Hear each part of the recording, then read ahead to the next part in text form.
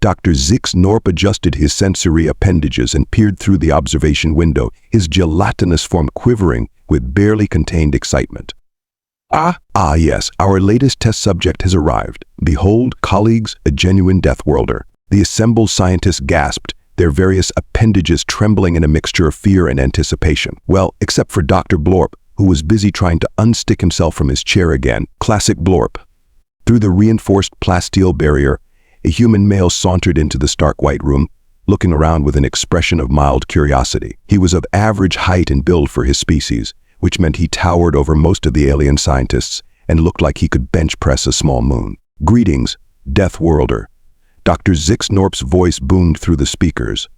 Welcome to the Galactic Science Institute's Xenobiology Research Station. We are thrilled to have you participate in our study. The human raised an eyebrow. Yeah, about that. I was told there'd be snacks. Dr. Zyx'norp's top eye stalk twitched. Snacks? Snacks. You stand at the precipice of scientific discovery, and you inquire about snacks. The human shrugged. Hey, a guy's gotta eat.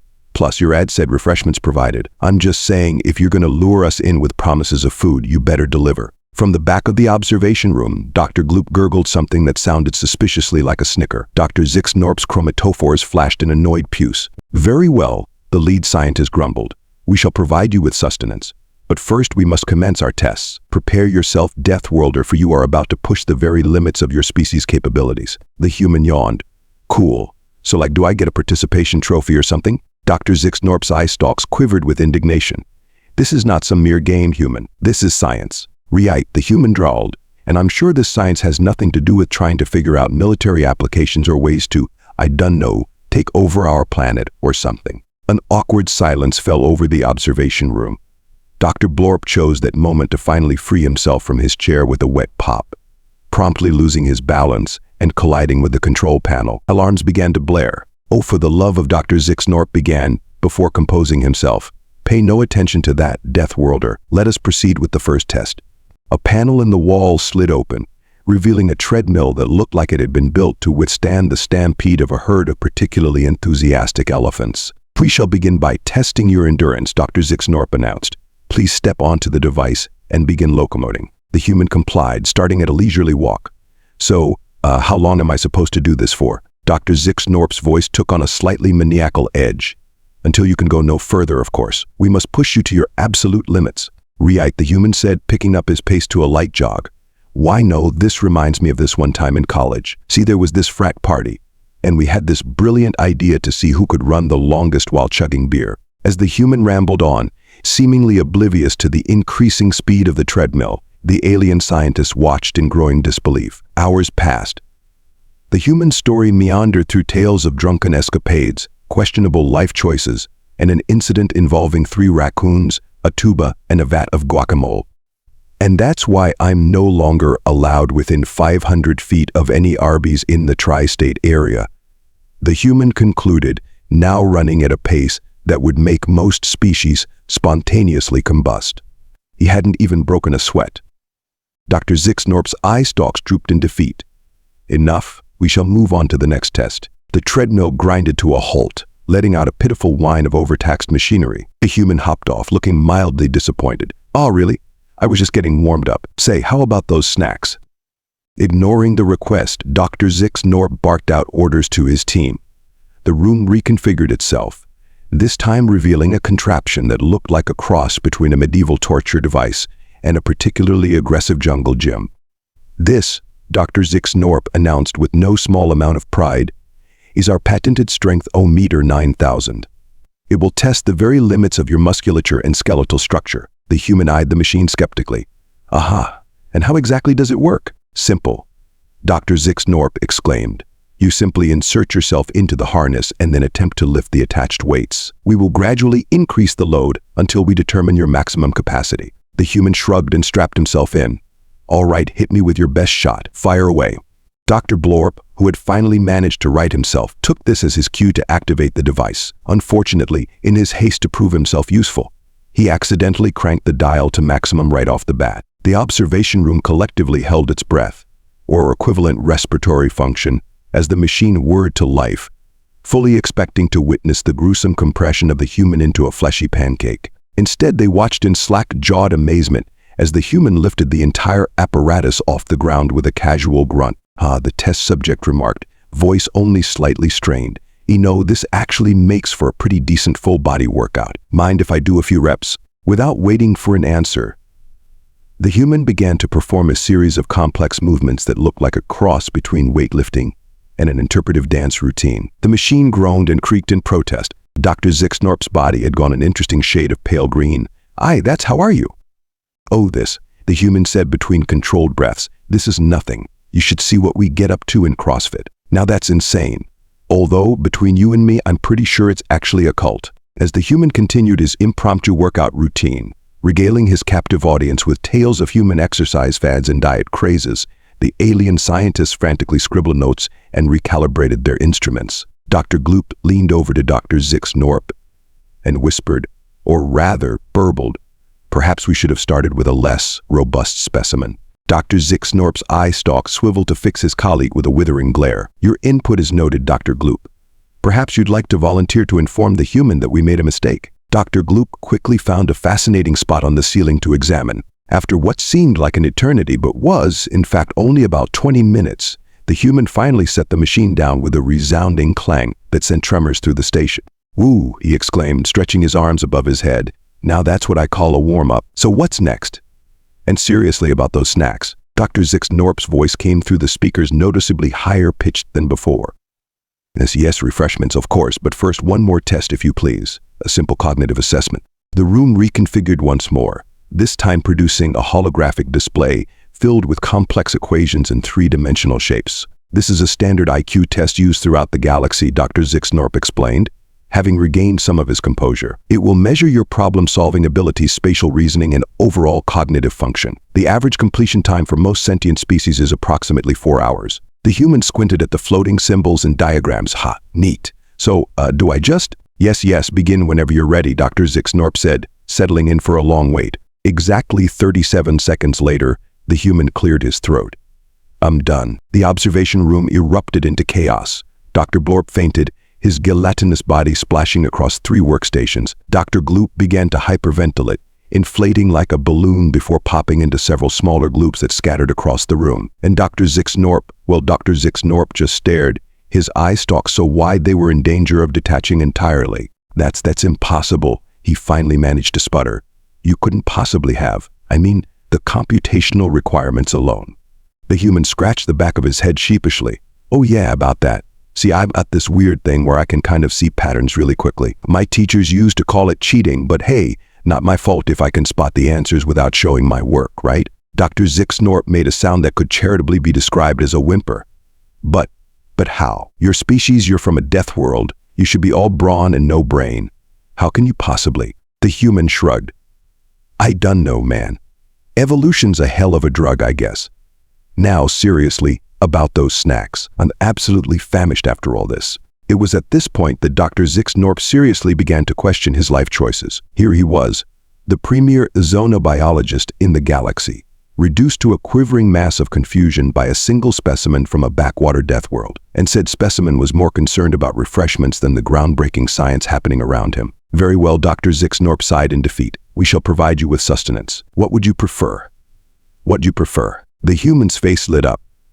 "Oh man, I thought you'd never ask. Let's see, how about a triple cheeseburger with extra bacon, large fries, a chocolate shake, and maybe some of those jalapeno poppers if you've got 'em."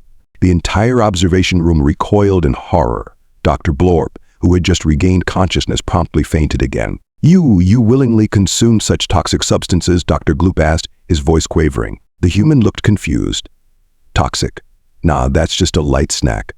You should see what we eat during competitive eating contests." And so, as the alien scientists watched in morbid fascination, the human proceeded to consume what they considered to be a lethal cocktail of fats, sugars, and spices. Not only did he not immediately expire, but he seemed to genuinely enjoy the experience, letting out satisfied noises that sent shudders through the observing xenobiologists. "Ah, that hits the spot," the human exclaimed, patting his stomach contentedly. "So what's next on the agenda?" "More tests, cause I gotta say this has been way more fun than I expected. Usually when aliens abduct us, it's all probe this and dissect that. You guys are all right."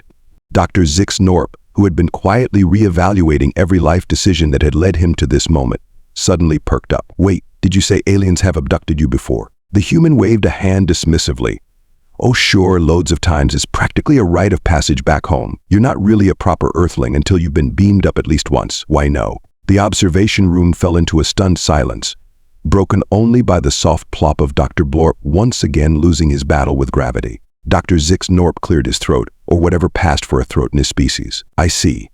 And might I inquire as to the outcome of these previous eye encounters? The human's face took on a wistful expression. Oh, you know, the usual. Some running, some screaming, maybe a bit of property damage. I think a couple of ships might have exploded. It's all a bit of a blur, to be honest. Good times, though. Dr. Gloop leaned in close to Dr. Zyx'norp, his voice a terrified whisper.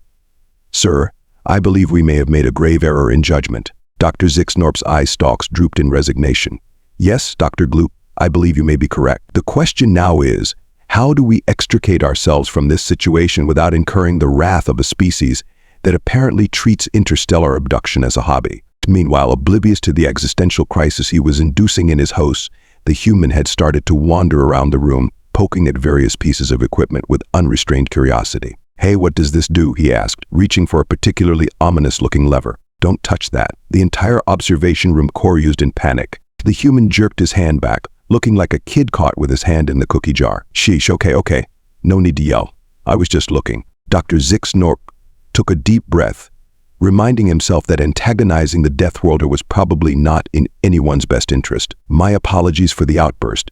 Perhaps it would be best if we concluded our test for the day. The human's face fell. Oh, really? But we were just getting to the good part. I haven't even had a chance to show you my party trick with the tablecloth and the full set of dinnerware yet. That's quite all right, Dr. Zyx'norp said quickly, envisioning the potential property damage. We have gathered more than enough data for our current study.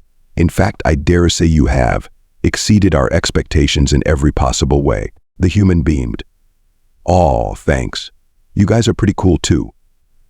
For a bunch of scientists trying to probe the limits of my species' capabilities, I mean. Dr. Zyx'norp winced. Sometimes he reflected being right wasn't all it was cracked up to be. Yes, well, perhaps we could interest you in a complimentary tour of our fine research station before we return you to your home planet. The human's eyes lit up. Ooh, a tour. Count me in. I've always wanted to see how these big space stations work. You guys got artificial gravity, right? And how do you deal with cosmic radiation? Oh, and please tell me you have one of those cool observation decks where you can see the stars. And so, with a sense of impending doom that he couldn't quite shake, Dr. Zyx'norp found himself playing tour guide to the endlessly curious and disturbingly resilient Deathworlder. And made their way through the station, the human's questions becoming increasingly complex and alarmingly specific. The xenobiologist couldn't help but wonder if perhaps they had bitten off more than they could chew with this particular research subject. And that's how we generate our antimatter for the reactor cores, Dr. Zyx'norp finished explaining, his voice hoarse from hours of non-stop narration. The human nodded enthusiastically. Fascinating. You know, we've been working on similar tech walk on Earth. Of course, ours has an annoying habit of creating miniature black holes, but hey, that's half the fun, right? Dr. Zyx'norp felt a chill run down his central nerve cluster. You create black holes for fun. Well, not on purpose, the human clarified, as if that made it better. It's more of a whoops, there goes Switzerland kind of situation. But don't worry, we've gotten much better at containing them lately. It was at this point that Dr. Zyx'norp seriously began to consider a career change. Perhaps interpretive dance wasn't such a bad field after all. As they rounded a corner, the human suddenly stopped, his eyes widening in childlike wonder. No way, is that what I think it is? Dr. Zyx'norp followed the Deathworlder's gaze, his eye stalks swiveling in confusion. No, I'm not sure I understand. That's simply our waste reclamation and recycling center. The human was practically bouncing with excitement. Dude, that's not just a recycling center. That's a Mobius-Klein entropy reversal system. We've only theorized about these back on Earth. Do you have any idea what this could do for our waste management problems? Not to mention the implications for reversing entropy on a universal scale. Dr. Zyx'norp blinked all 7 of his eyes in rapid succession. What? How could you possibly know about? I mean, that's highly classified technology. The human waved a hand dismissively. Oh, come on. Any first-year physics student could recognize the quantum fluctuation patterns in the containment field. Although I gotta say your efficiency ratios could use some work. Have you considered using a hyperbolic manifold to increase the surface area of the event horizon? For what felt like the 100th time that day, Dr. Zyx'norp found himself at a loss for words. Here was this creature, this Deathworlder, casually discussing principles of physics that most species took centuries to even begin to grasp. And now he was critiquing their waste management system? That is to say, Dr. Zyx'norp stuttered, his chromatophores flashing through a kaleidoscope of confused colors. The human, oblivious to the existential crisis he was inducing in his alien host, continued on. Hey, no worries. I'd be happy to take a look at your setup if you want. I did my thesis on non-Euclidean space-time geometries and their applications in waste management. It's kind of a hobby of mine. Dr. Zyx'norp made a mental note to have a very serious conversation with the Galactic Scientific Ethics Committee about their information security protocols, and possibly to submit his resignation, preferably from a different magazine. That's very kind of you, he managed to say, but perhaps we should continue our tour. I'm sure you're eager to see the rest of the station. The human's face lit up again. Oh yeah, absolutely. Hey, do you guys have a holodeck? Please tell me you have a holodeck. I've always wanted to try one of those out. As they continued their journey through the station, Dr. Zyx'norp found himself torn between fascination and terror. On one hand, the human's insatiable curiosity and apparent breadth of knowledge were truly remarkable. On the other hand, the casual way he discussed potentially universe-ending technologies was, quite frankly, terrifying. They passed by the quantum computing lab, where the human offhandedly suggested a few optimizations that made the lead researcher faint. They stopped by the exonobiology department, where the Deathworlder's intimate knowledge of alien physiology raised some very uncomfortable questions about Earth's history with extraterrestrial life. By the time they reached the station's central control room, Dr. Zyx'norp was seriously considering whether it might not be safer for the galaxy at large if they simply kept this human here indefinitely. Surely one Deathworlder couldn't be that hard to contain, right? As if reading his thoughts, the human turned to him with a mischievous grin. I gotta say, Doc, this place is amazing. It almost makes me wish I could stick around longer. But you know how it is, places to go, planets to explore, possibly saved from imminent destruction, the usual. Dr. Zyx'norp's gelatinous form quivered with a mixture of relief and apprehension. Yes, of course. We wouldn't want to keep you from your usual activities. Perhaps we should begin preparations for your return journey. The human's face fell slightly. Really? But we were having so much fun. Are you sure I can't stay just a little longer? I promise I won't touch anything important. Well, not on purpose anyway. It was at that moment that fate, with its impeccable sense of comedic timing, decided to intervene. An alarm began to blare throughout the station, red lights flashing ominously. Warning, an automated voice announced. Unidentified vessel approaching. Hostile intent detected. All personnel report to emergency stations. Dr. Zyx'norp's eye stalks drooped in resignation. Oh, what now? The main view screen flickered to life, revealing a massive ship bristling with weapons. Its design was unmistakable, the Vrokar, a notoriously aggressive species known for raiding scientific outposts for advanced technology. Attention, puny research station. A gravelly voice boomed through the speakers. This is Captain Cragg of the Vrokar Dominion. Surrender your technology and yourselves, and we may allow some of you to live as our slaves. Resist and be destroyed. A heavy silence fell over the control room, broken only by the continued blaring of alarms. The station staff looked at each other in panic, their various appendages trembling in fear. And then, much to everyone's surprise, the human started to laugh. It wasn't a nervous chuckle or a hysterical giggle. No, this was a full-bodied, gut-busting laugh that echoed through the control room, the kind of laugh that suggested either a complete mental breakdown or the universe's biggest inside joke. Oh man, the human wheezed, wiping tears from his eyes. This is great. I haven't had a good old-fashioned alien invasion in ages. It's just like being back home. Dr. Zyx'norp stared at the Deathworlder in disbelief. You find this situation amusing. The human grinned, cracking his knuckles in a way that made several nearby aliens wince. Amusing? This is the most fun I've had in years, so what's the plan? You guys got any cool defense systems? Or how about a tractor beam? I've always wanted to try one of those out. Before Dr. Zyx'norp could formulate a response that didn't involve screaming in terror, the human had already made his way to the main control console. His fingers flew over the alien interface with surprising dexterity. Let's see, weapon systems check, shields check. You guys do have a tractor beam. Nice. Wait, Dr. Zyx'norp cried out. You can't just, you don't have the authorization to. But it was too late. The human had already activated the station's defensive systems, his face a mask of intense concentration tinged with what could only be described as maniacal glee. Outside, the Vrokar ship suddenly found itself caught in the grip of the station's tractor beam. Its weapons fire splashed harmlessly against newly raised shields, and returned fire from the station began to pepper its hull. "So poohoo," the human cheered. "Take that, you oversized space bullies. Hey Doc, you mind I open a channel to their ship? Would have got some choice words for Captain Cragg, or whatever his name is." Dr. Zyx'norp, who had long since given up any pretense of being in control of the situation, simply waved a gelatinous appendage in acquiescence. The human cleared his throat and activated the communication system. "Attention alien invaders. This is Grand Admiral Humanity of the Terran Defense Fleet. You have exactly 10 seconds to turn your ship around and hightail it out of here, before we show you why you don't mess with a station full of innocent scientists and one very bored Deathworlder." There was a moment of stunned silence from the other end of the communication channel. Then, to everyone's surprise, the Vrokarsenge's engines flared to life. It struggled against the tractor beam for a moment before breaking free, leaving behind a trail of debris as it fled at maximum speed. The control room erupted in cheers and the alien equivalent of applause. Dr. Zyx'norp found himself being patted on the back, or what passed for a back in his species, by his colleagues, all congratulating him on his brilliant plan to allow the human to defend the station. The human, for his part, looked slightly disappointed. "Oh, they're leaving already, but I was just getting warmed up. I didn't even get to try out that cool-looking button labeled quantum torpedo." Dr. Zyx'norp felt a chill run down his central nerve cluster. Perhaps best we didn't have to resort to such measures," he said diplomatically. The human shrugged.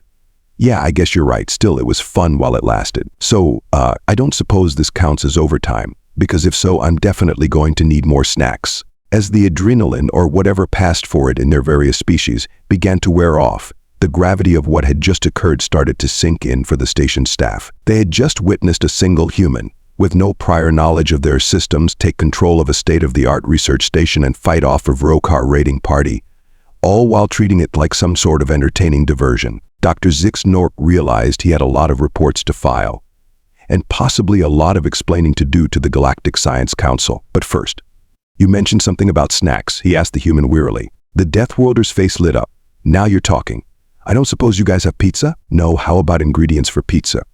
Trust me, once you try it, you'll never look at your nutrition supplements the same way again." And so, as the human happily bustled about the station's food synthesizers, chattering away about the merits of various pizza toppings, Dr. Zyx'norp came to a profound realization. The true challenge in studying Deathworlders wasn't in pushing them to their limits. No, the real challenge was in surviving the experience with one's sanity intact. He made a mental note to update the Galactic Scientific Ethics Committee's guidelines. Top of the list, when dealing with Deathworlders, always have snacks on hand, preferably something called pizza. The fate of the galaxy may depend on it. As he watched the human attempt to explain the concept of stuffed crust to a bewildered nutrition specialist, Dr. Zyx'norp couldn't help but chuckle. Maybe, just maybe, this whole Deathworlder experiment hadn't been a complete disaster after all. But next time, he decided, they were definitely starting with a written questionnaire, preferably sent by long-distance communication from another galaxy, just to be safe.